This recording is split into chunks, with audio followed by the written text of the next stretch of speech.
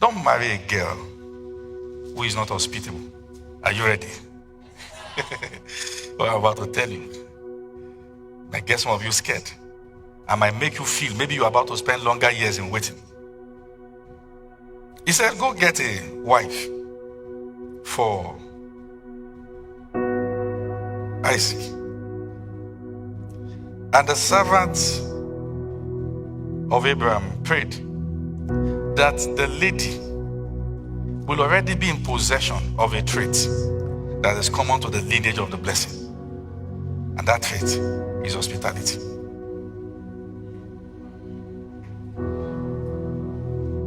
Don't be weary in entertaining strangers, for by so doing many have received angels unawares.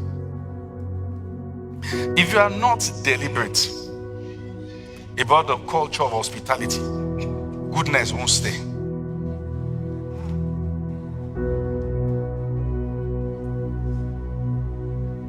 When angels come, they bear good tidings.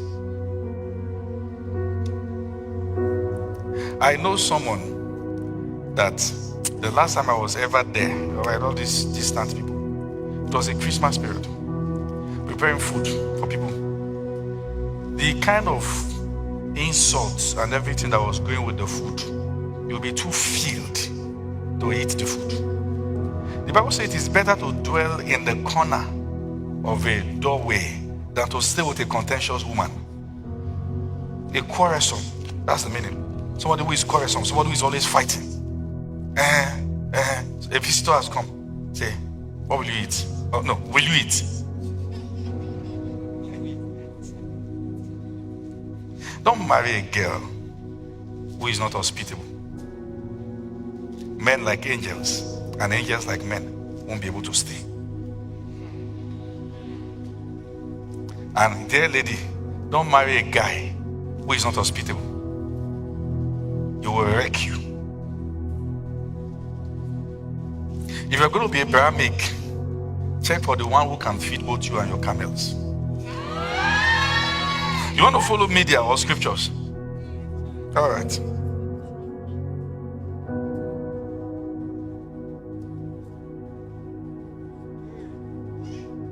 Let me tell you something. I went to visit someone.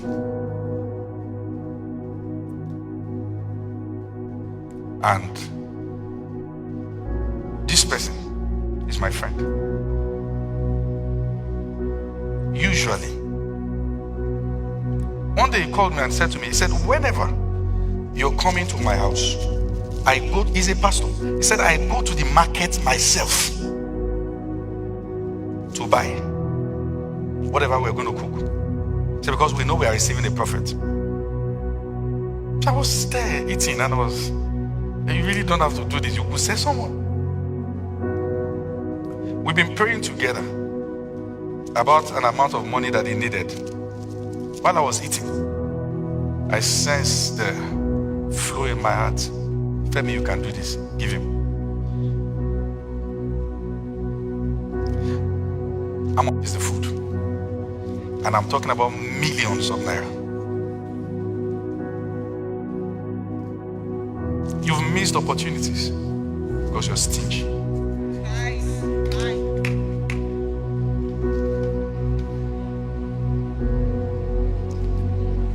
Build the Abrahamic culture. Go back and be intentional about hosting people. Am I teaching you too much? If anybody comes to our house and is sleeping in our house, I go to the kitchen to monitor everything they're doing to make sure that the fellow is received well myself, except I'm not around. And you see my wife be about checking, okay, yes, this is this. No matter who is coming, son, daughter, anybody, we will do that.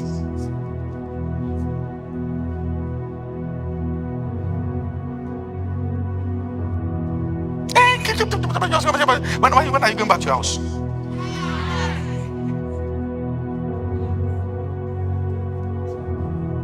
Where there's no honor, grace doesn't stay. It's a principle. If you keep going to where you are not honored, it will look like you are not anointed. No matter what the time is saying, when you want to marry a person, check for kindness. And when you go to the girl's house or the boy's house, check their hospitality culture so you can know where your battle will start from. Okay. No problem. No problem. No problem. It's too much. No problem. Let me show you something. You know, when God was telling Abraham, after showing you this scripture, you can't say I've not tried. If I should buy me Coke tonight. You follow what I'm saying? Alright. When God was telling Abraham, I've sworn to you this, who was there? It was Abraham that was hearing now. Abi? Look at something very, very powerful. Genesis chapter number 24. When Rebekah was going to go join Isaac, this was the sent forth prayer by our family that did not hear what God told Abraham. Look at the sent forth prayer. Genesis 24 verse 59. Look at the sent forth prayer. Let's read together. And they sent away Rebekah their sister, and her nurse, and Abraham's servant and his men. Yes? Quickly, verse 60 now. And they blessed Rebekah and said unto her, Thou art our sister, the mother of thousands of millions. Let thy seed possess the gate of with them. Covenant. Binding. Listen, it was not a mistake that the person carrying that grace is the one who carried the character. Let me tell you something. There is a level you will get to in purpose that you cannot marry outside the circumference of the oath. But let's keep that.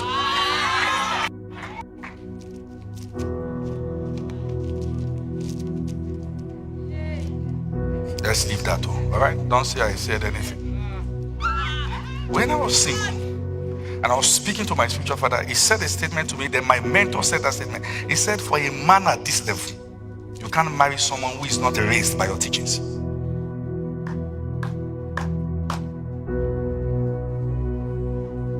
Because listen, at certain level, you are not there to be training a novice.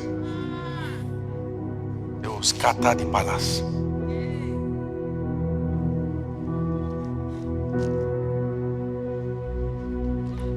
So, when I met my wife, when I asked, list the people you listen to, if my name wasn't there, it died. No matter what I felt.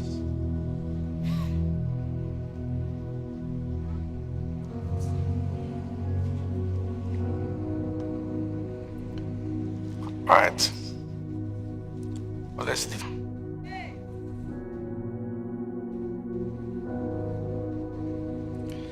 Thou art all the blessings of same. You will see the person you will see, although you are in different places, but the same workings. All right. Everything you believe, the person who is coming to your life, fight them. You've not found a spouse. All the trainings you've ever received. Say this one, I don't. Someone said, join me in prayer. I mean, surprisingly, I traveled, God showed me a vision. I saw the guy beat hell out of the girl. I said, Cheku, something is wrong. This guy that you say you had, wow. The guy said, I know what God told me. I said, I feel it. I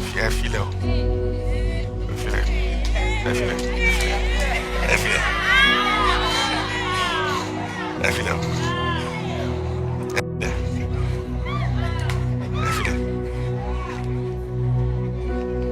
All right.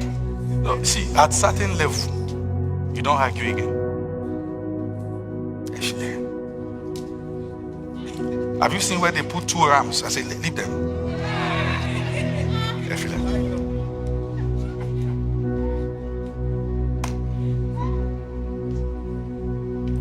Waja, ija.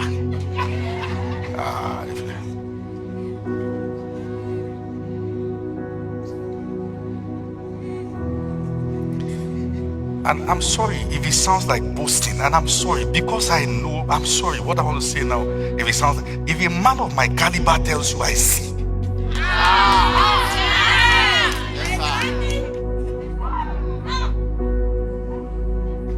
sit down.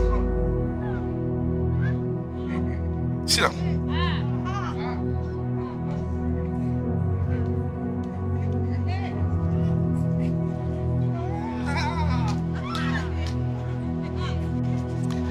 The idea is not just a child, it's Isaac. What's the significance of the gates? In the olden days, the gates and the entrance of many cities has spiritual significance. Till now, many cities, the gates are very, very significant. Particularly if you're an intercessor that prays over cities. Sometimes there are ritualistic works at the entrance of the gates to recondition everyone that is going to be in that city to a particular experience.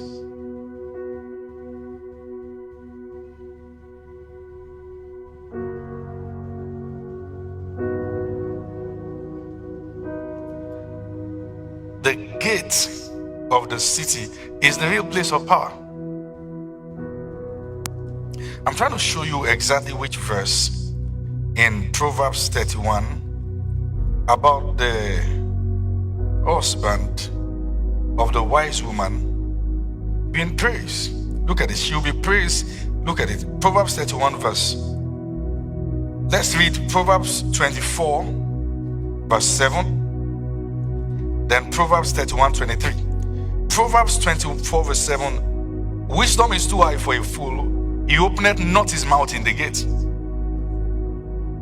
Proverbs 31 verse 23. About the Proverbs 21. It said our husband is known in the gate, in the place of authority, in the place of power.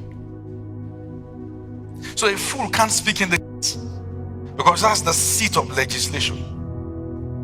So he can't speak there.